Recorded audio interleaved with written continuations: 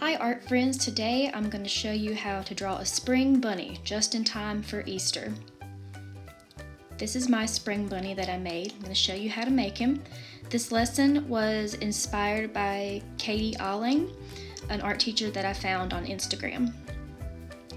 You're going to start out by drawing a circle for the head of your bunny. Then you're going to draw the ears. You can draw the ears sticking up with two long ovals, or you could make your ears floppy. It's up to you.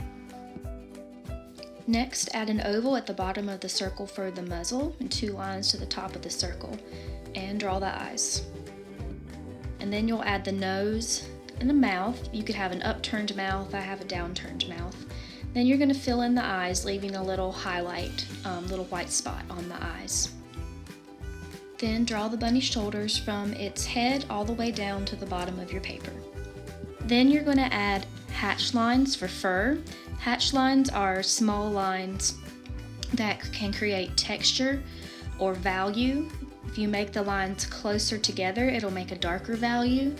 And then if you make the lines farther apart, it'll make a lighter value.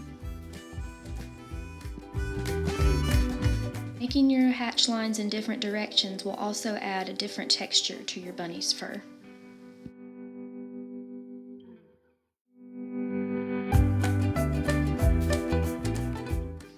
The next step is to add color to your background. Next, I'm going to use a coffee filter to make some pieces for my flower. You could use a tissue or any other thin material. Cut those out, and then I'm twisting them around the end of a pencil and adding glue and pressing those down to my paper to make flowers. If you make one of these spring bunnies, please send me an email with a picture. I'd love to see what you create.